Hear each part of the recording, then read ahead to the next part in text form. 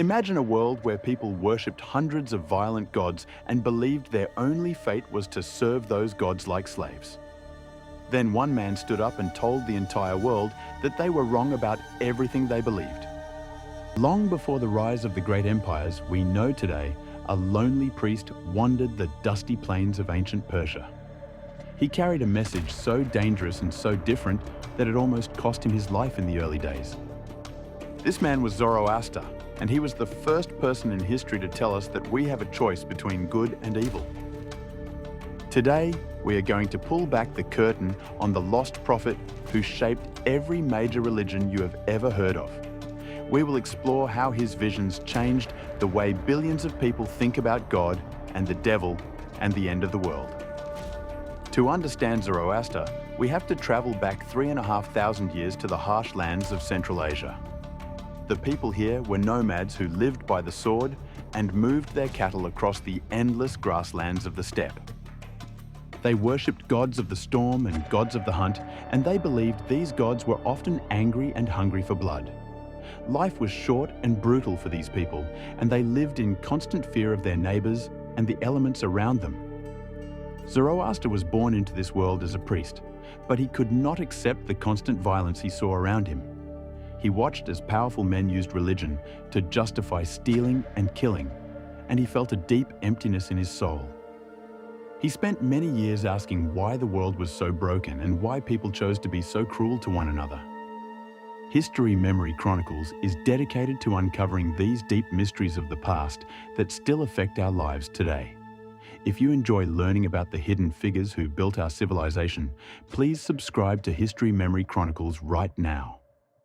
Joining our community helps us keep these ancient stories alive and ensures that the wisdom of the past is never forgotten. At the age of 30, everything changed for Zoroaster while he was fetching water from a sacred river for a ceremony. As he stepped out of the water, he saw a shining being of light who led him into the presence of the Supreme Creator. This Creator was not a god of war or a god of fear, but a god of pure wisdom and light, named Ahura Mazda.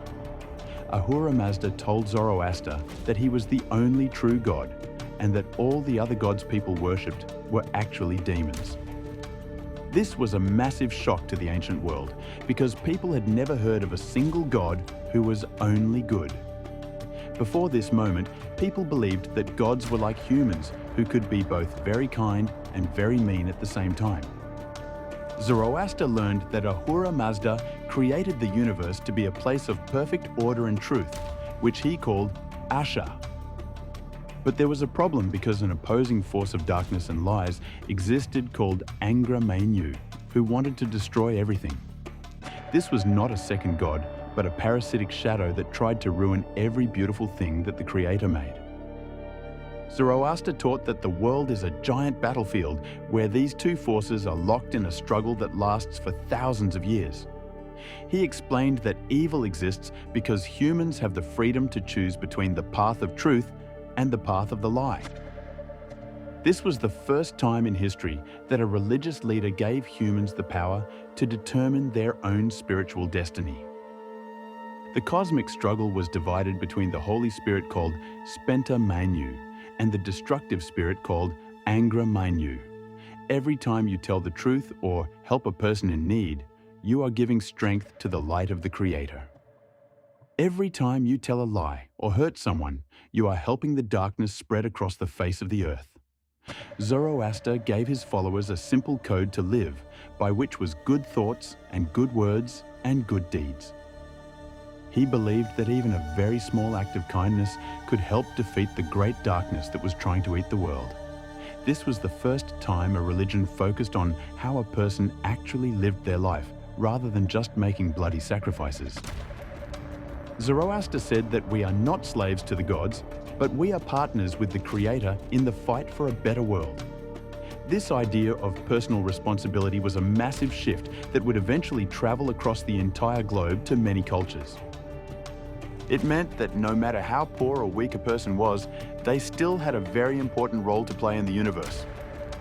You might have seen pictures of Zoroastrians standing before a bright flame in their ancient stone temples across the mountains. Many people think they worship the fire itself, but that is not actually true at all if you ask them. For them, the fire is a symbol of the purity and the light of the Creator that never goes out even in the dark. It represents the internal light of truth that should burn inside every person who chooses to follow the path of good. Even today, there are sacred fires in some parts of the world that have been burning for over 1,000 years without stopping. These flames are a living link to a prophet who lived so long ago that history has almost forgotten his real name. They remind the faithful that the light of wisdom is always available to those who seek it with an honest heart. As the years went by, the message of Zoroaster spread from the lonely steppes to the heart of the great Persian Empire. When Cyrus the Great founded the first world superpower, he brought these Zoroastrian values of truth and justice with him.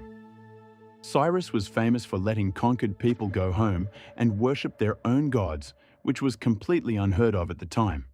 He believed that a ruler had a duty to protect the weak and uphold the truth, because that is what the wise Lord commanded. This influence can be seen in the famous Cyrus Cylinder, which many people today call the first declaration of human rights. The Persian kings built massive cities like Persepolis that reflected the order and the beauty of the Zoroastrian faith in their design. They believed that by creating a beautiful and peaceful empire, they were helping the Creator defeat the forces of chaos and lies. One of the most surprising parts of this story is how Zoroaster influenced the religions we know today, like Judaism and Christianity.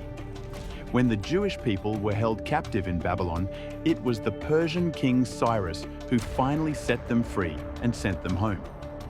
During this time, the two cultures lived side by side for decades, and they shared their deepest religious ideas with one another. Before this contact, many scholars believe the concept of a personified devil or a final judgment was not fully formed in early Jewish thought. The Zoroastrian idea of a great adversary named Angra Mainyu likely paved the way for the figure we now know as Satan. The ideas of a heaven of light and a hell of darkness were also core parts of Zoroaster's teachings long before they appeared elsewhere. The ancient Persians called paradise paradisa, which is where our modern word for paradise actually comes from in the English language. Zoroaster taught about a place called the Chinvat Bridge, which every single soul must cross after death to be judged for their actions. If a person was good, the bridge would become wide and easy to cross, leading them into a beautiful and bright garden. But if a person chose the path of lies, the bridge would turn into a thin blade, and they would fall into the darkness. He also spoke about a final battle at the end of time, where the good would finally defeat the evil spirits forever. This was the first time a religion predicted a future resurrection where all people would be brought back to life in a perfect world.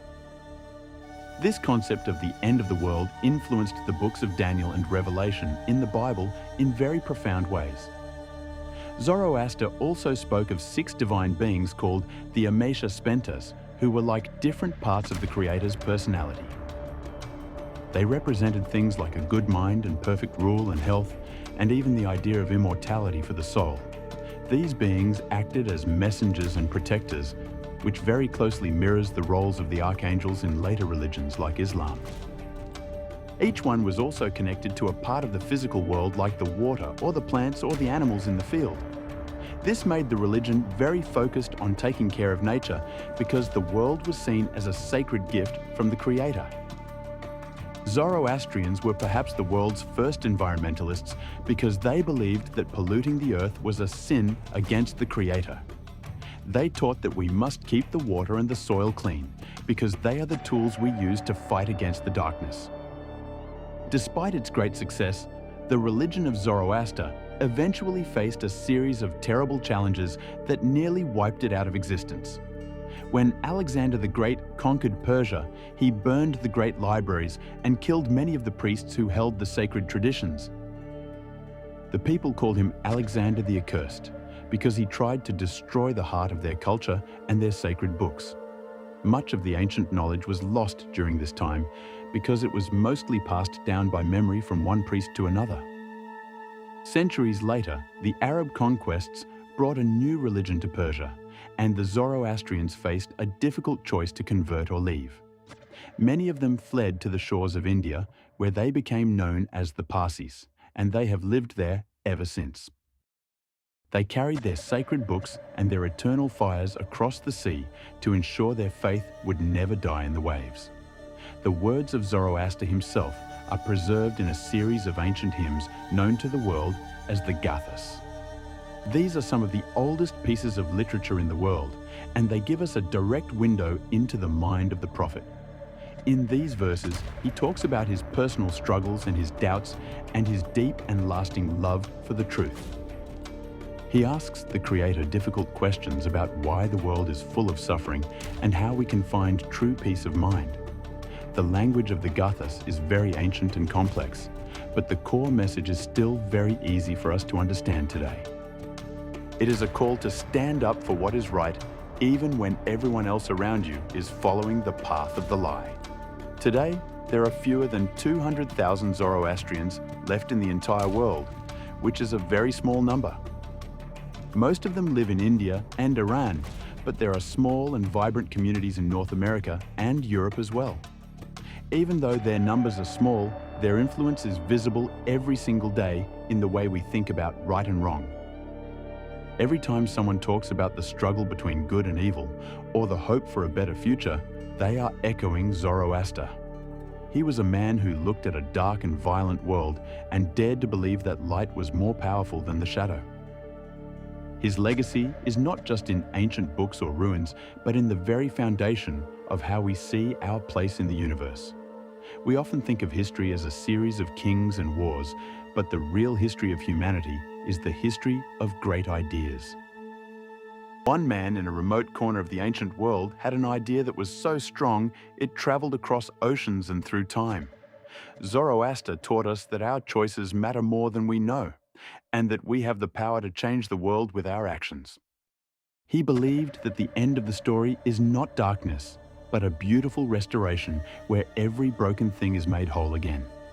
This message of hope has sustained people through some of the darkest times in human history over the last 3,000 years. As we look back at his life, we see a prophet who was not afraid to stand alone against the traditions of his time. He showed us that truth is not something we find in the crowd, but something we find in our own hearts and minds. The eternal flame that burns in the temples is a reminder that the search for truth is a journey that never truly ends. It is a light that has survived empires and wars, and the slow passage of time to reach us here in the modern world. When we choose to live with integrity and kindness, we are keeping that ancient flame alive in our own lives every day. The story of Zoroaster is a testament to the power of a single voice to change the course of human civilization forever. He reminds us that even in a world filled with chaos and lies, we can still choose to be a force for good. His vision of a world perfected by human effort is a goal that we are still striving toward in our own modern society.